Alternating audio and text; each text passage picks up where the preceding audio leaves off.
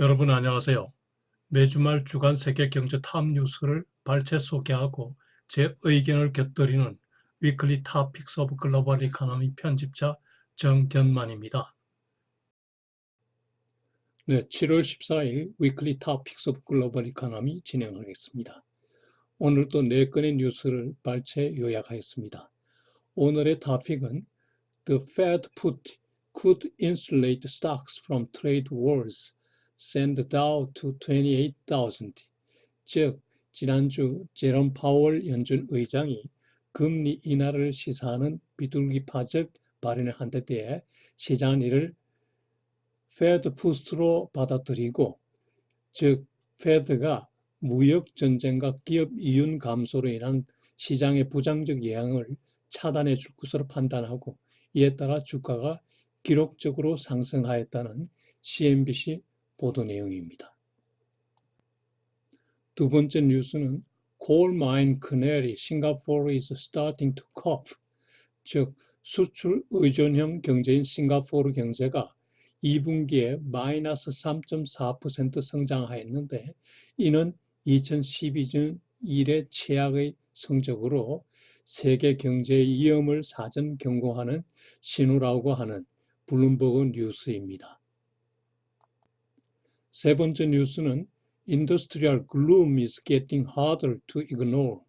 즉 지난 수개월간 제조업의 약화를 보여주는 여러 신호가 나왔음에도 제조업 주가가 20%나 급등함에 따라 제조업의 악화를 잘 인식하지 못하였는데, 제조업 수익성의 악화가 구조화된 것으로 나타나서 더 이상 방치할 수 없는 상태가 되었다는 블룸버그 통신의 보도입니다. 네 번째 뉴스는 The global auto industry has the worst kind of problems. 즉 세계 자동차 제조사들이 수익성 악화 등의 통제할 수 없는 구조적 최악의 문제점 등에 봉착하고 있다는 CNN 비즈니스 뉴스 보도입니다. 네, 오늘의 첫 번째 뉴스, The Fed put could insulate stocks from trade wars, send Dow to 28,000. 제목의 CNBC 보도 내용을 보면은 그 키포인트는, 첫째, 지난주 제롬 파월 연준 의장이 의회 청문회에서 금리 인하 의향이 담긴 비둘기파적 발언을 한 데 대해 시장은 이를 페드 푸스로 받아들였다는 겁니다. 즉 페드가 무역 전쟁과 기업 이윤 감소로 인한 시장의 부정적 영향을 차단해 줄 것으로 판단하고, 이에 따라 지난주 주식시장이 기록적 상승을 유발하였다는 겁니다. 참고로 페드 풋이란 페드에다 풋 옵션을 더한 용어로, 페드의 금리 인하가 풋 옵션을 걸어 놓은 것처럼 거래 손실을 차단해 준다는 뜻입니다. 과거 2차 대전 이후부터 최근까지 페드가 금리 인하로 기조를 전환한 이후의 효과, 즉 페드 풋의 효과를 보면은 최초 금리 인하 후 6개월 이내에 S&P 500가 10.3% 상승하였고, 그리고 그해 1년 내에 14%까지 상승한다는 기록이 있습니다. 한마디로 유동성의 거대한 힘이 주가를 상승시킨다는 거죠. 유동성의 힘으로 주가는 상승하겠지만, 그러나 경제 내의 무역 전쟁과 경제 침체 우려는 여전히 해소되어야 할 문제로 남아있게 되는 거죠. 다음 주부터는 상당히 부정적인 기업 실적 발표 시즌이 다가오고 있음에도 투자자들은 페드의 이지머니 폴리시가 주식시장에서 주가의 안전판 역할을 할 것으로 생각하고 있다는 거죠. 이러한 페드 풋을 발판 삼아 지난주 수요일 이후 미국 주식시장은 또다시 기록적인 상승을 하였습니다. S&P 500는 3,000포인트 이상으로 첫 기록을 하게 되었고, 다우존스도 27,000포인트 이상을 기록하였습니다. 현재 대부분의 이코노미스트들은 페드가 7월 30일, 31일 FOMC 미팅에서 페드 펀드 레이트를 최소 25bp 인하할 것으로 예상하고 있는데, 이 경우 현재 2.25%에서 2.50% 레인지의 페드 펀드 레이트가 2.50 내지 2.75% 타겟으로 바뀌는 거죠. 그런데 만약에 페드가 7월에 금리를 인하하지 않는다면 그동안 금리 인하를 전제로 큰 폭 상승했던 주식시장은 빠르게 수정 모드로 전환할 것이 예상되고 있고요. 그러나 페드 파월 의장의 발언에 비추어 페드가 관세로 인한 불확실성으로 세계 경제의 다운 리스크를 심각하게 인식하고 있기 때문에 페드가 금리를 내릴 것으로 예상한다는 거죠. 페드의 금리 인하 효과의 파급 경로를 보면은 우선 금리 인하에 의해서 약달러가 초래되고 이를 통해서 수출이 호조를 띠게 되면은 수출 기업의 수익이 증가한다는 거고, 둘째로 부채 비율이 높은 기업이 이자 부담이 완화되어서 수익이 증가한다는 겁니다. 그리고 금리 인하는 신흥국 시장에도 더 긍정적으로 작용할 수 있다는 거죠. 그리고 다음 주부터는 기업의 어닝스 발표가 시작되는데, 현재 S&P 500 전체 기업의 수익은 전분기 대비 1.7% 감소할 것으로 예상되기 때문에 시장이 상당히 도전을 받을 것이라는 예상이 나오는군요. 게다가 3분기 이후에는 관세 부담, 세계 경제 침체 영향, 그리고 이로 인한 달러 강세 등으로 기업 실적이 더 나빠질 우려가 있다고 하는군요. 미국채 10년물 수익률 동향을 보면은 올해 중에 2.799%까지 올랐다가 최저 1.93%까지 급락한 이후에 최근에는 2% 초반에서 안정을 유지하고 있습니다. 2011일자로는 2.12%군요. 최근 장기채 수익률이 바닥에 비해서 꽤 올랐는데, 이는 페드가 경기 침체를 성공적으로 방어할 수 있을 것으로 믿기 때문인 겁니다. 주식시장이 계속 상승할 것으로 믿는 투자자들의 입장에서는 페드 풋, 그리고 무역 협상 가능성, 그리고 1년밖에 남지 않은 대선이 미국 경제의 대리세션을 차단할 것으로 믿기 때문이라고 하는군요. 그리고 페드는 과거 리세션이 없는 상황에서도 80년대 중반에 7차례, 그리고 90년대 중반에도 3차례나 금리를 인하하였다고 하는군요. 그리고 이번의 금리 인하는 1995년의 금리 인하와 비슷한 상황에서 전개된다고 하는군요. 당시 그린스팬 의장이 있을 때인데, 이를 그린스팬 풋이라고도 하는군요. 1995년의 경우 2월에 금리 인상을 중단하였고 7월부터 금리 인하를 시작하여 쭉 인하하기 시작했는데, 당시 주가가 34%나 상승하였다고 하는군요. 따라서 올해의 경우 S&P가 19%, 다우가 16% 올랐기 때문에 아직도 연말까지 추가 상승 가능하다고 주장하네요. 그런데 7월에 페드가 금리 인하하는 데 대해서 반대 의견도 상당히 많습니다. 즉, 현 경제 상황이 금리 인하와 맞지 않다는 거죠.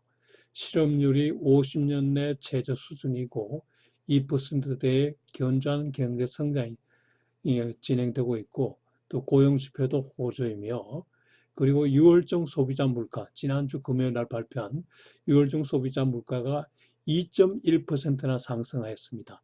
페드의 타겟 레이트는 2%를 넘어선 거죠. 따라서 페드가 이번에 금리를 인하하는 것은 미국 경제 때문이 아니고 세계 경제 침체를 차단하기 위하여 애국과 공조하는 것이라고 얘기할 수 있겠군요. 금리 인하에 반대하는 사람들은 또 페드의 이즈모니 폴리시의 역효과를 강조하기도 하죠. 즉 페드가 경제 버블을 조성한다는 거죠. 그리고 페드가 7월에 금리를 인하하게 되면은 시장은 더 많은 페드 이징을 요구할 것이기 때문에 페드가 7월에 금리를 인하하면 안 된다는 거죠. 페드의 7월 금리 인하에 대한 제 생각을 말씀드리겠습니다. 지난주 파월 의장이 금리 인하를 시사한 이후에 시장은 대부분 7월 FOMC에서 Federal Funds Rate를 최소 25bp 인하할 것으로 예상하고 있습니다. 주장 근거는 무역전쟁 불확실성으로 인한 미국 경제 침체를 방지하고 경기 회복세를 계속 유지한다는 것과 세계 경제 침체 방지를 위한 애국가의 공조라는 거죠. 그러나 현재 미국 경제 상황, 즉 실업률이 50년 내 최저 수준에 있고 6월 신규 고용이 22만 4천 명에 달했고 미국 경제가 여전히 2%대의 견조한 성장을 하고 있고 또 6월 중 소비자 물가가 2.1%나 상승한 점 등은 금리 인하와 맞지 않다는 주장이 옳다고 생각합니다.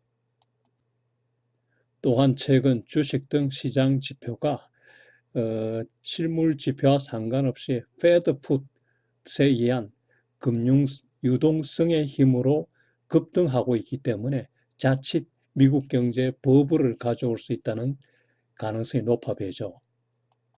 그리고 만약에 이번에 미리 금리를 인하해버리면 실제 리세션 때 대응 수단이 줄어든다는 거죠. 따라서 개인적으로 페드가 7월에 금리를 인하하는 것은 중대한 실책이 될 수 있다고 생각하고 만약 파월 의장이 트럼프 대통령의 압력에 굴복하여 금리를 인하한다면 이는 페드의 인디펜던스를 해치는 역사적 사건이 될 것이라고 생각합니다. 네, 오늘의 두 번째 뉴스 살펴보죠. Coal mine canary, Singapore is starting to cough.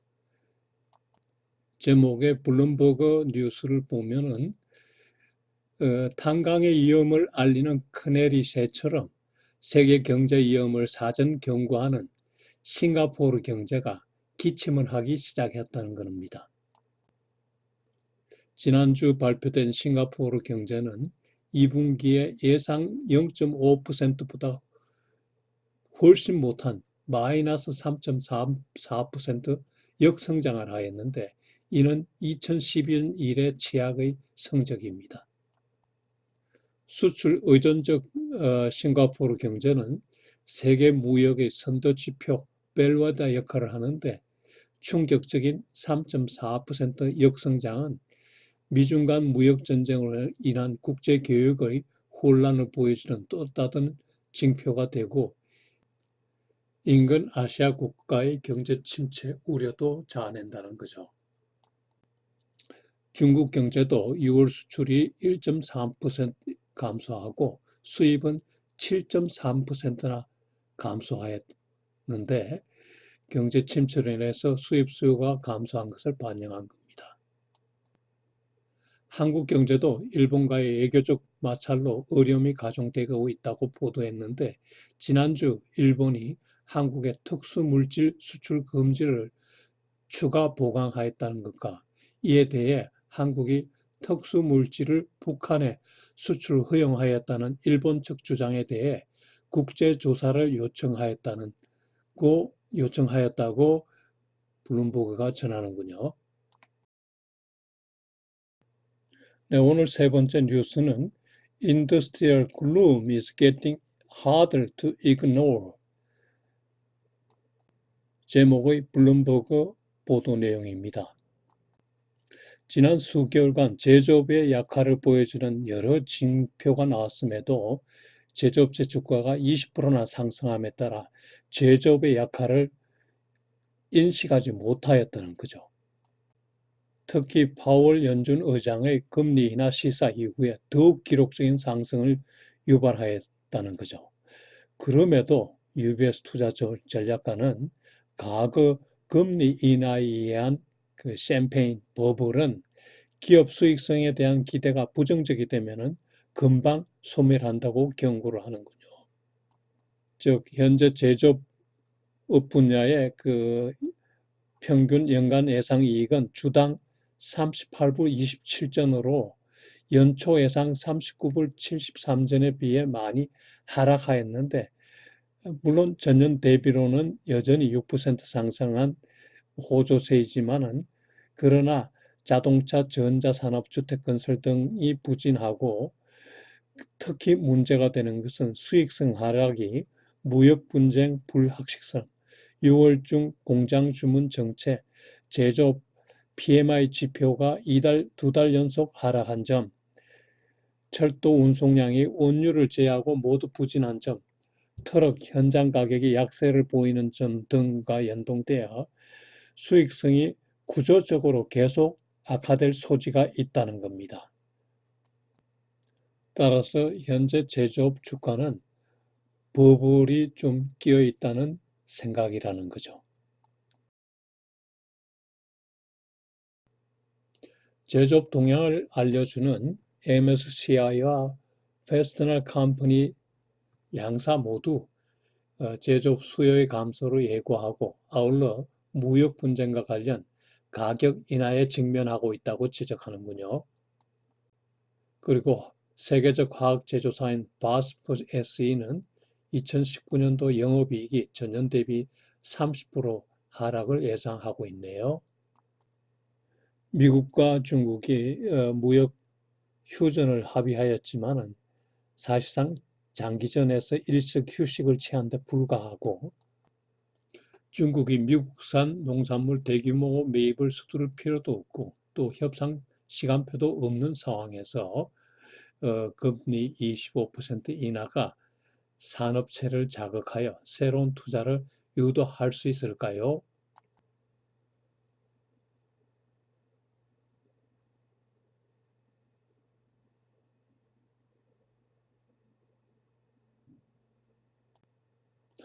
이 신문은 그렇지 않다고 보는군요. 이유는 기업들이 이미 오래전부터 이지 보로잉을 해왔고, 작년에는 세금 감면으로 현금이 잔뜩 들어온 상황이라 금리 인하를 이용해서 투자하는 메리트는 느낄 수 없다고 하는군요.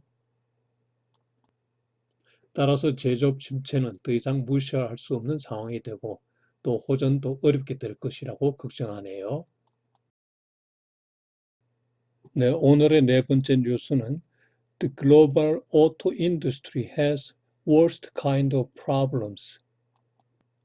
CNN 보도 내용입니다. CNN에 따르면 세계 자동차 제조사들이 통제할 수 없는 최악의 문제점들에 봉착하고 있다는 거죠. 그 문제점이란 첫째, 자동차 판매 격감. 이유는 경제 침체, 무역 분쟁, 기후 변화 등에 따른 각종 규제, 공유 경제 확산 등입니다. 그리고 영업 이익이 없어졌다는 거죠. 경쟁 심화로 인해서. 그리고 고용이 감소되고 있다. 심지어는 CEO 사임까지 하고 있다는군요. 그리고 기술 개발 투자에 투자 재원이 부족하다는 거죠. 포드 자동차의 짐 해켓트 포드 CEO는 지금이 자동차 업계의 변곡점이 되는 중요한 순간이라고 얘기하는군요. 그러면서 이 경쟁에서 떨어지는 자는 살아남기 어렵다고 이야기하네요. 현재 자동차 업계가 당면한 각종 문제점 중에 가장 심각한 문제는 중국에서 나오는군요. 중국의 이 자동차 회사인 진리의 경우 상반기 순이익이 40% 감소할 것으로 밝혔고, 여타 중국 자동차 회사들도 비슷하거나 더 나쁜 경우라고 하네요. 그리고 당연히 중국 진출 글로벌 브랜드도 심각한 상황입니다. 포드의 경우 2분기 중에 판매량이 22% 감소하였고 제너럴 모터스의 경우 12% 감소하였습니다. 한국의 현대차, 기아차에 대해서는 언급이 없군요.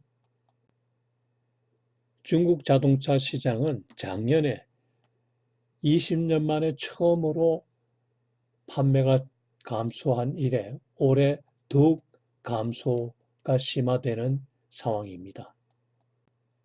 경제 성장이 둔화되고 있고 미국과의 무역 분쟁이 심화되고 또 새로 강화된 배출 매연 기준이 중국 자동차 시장 위축의 주 요인이군요. 중국 자동차 판매는 올해 5% 감소할 것으로 예상하는군요. 그런데 세계 자동차 업계 중에서도 독일 자동차 업계가 특히 어려운 상황이라고 하는군요. BMW, 폭스바겐, 그리고 다이물러 등의 매출이 큰 폭 감소하고 있고 수익성도 악화되고 있는데 요인은 독일 경제성장 둔화, 디젤 스캔들 여파, 강화된 매연 배출 기준 때문이라고 하는군요. 독일 회사별 상황을 보면은 다이물러사의 경우 2분기 중에 리콜과 법적 이슈, 판매 부진으로 인해서 1.6 빌리언 유로의 손실을 예상하고 있고 벤 사업은 폐기의 위기에 처해져 있으며 BMW의 경우 지난주 CEO가 사임을 발표하였으며 이익도 큰 폭 감소하였는데 특히 차량 부문은 적자라고 하네요. 폭스바겐의 경우 세계 최대 자동차인 폭스바겐은 자동차 판매가 상반기 중에 2.8% 감소하였다고 발표하였군요. 이 독일 3사 모두 미중 무역 전쟁으로 피해를 입었는데 문제는 트럼프가 유럽산 자동차에 대해서도 관세를 매길 수 있기 때문에 부담이 크다는군요. 그리고 현재 10월에 끝나야 할 브렉시트 문제도 골치라는 거죠. 유럽 내 영국과 유럽 간에 관세가 부과되면은 당연히 수출이 줄겠죠.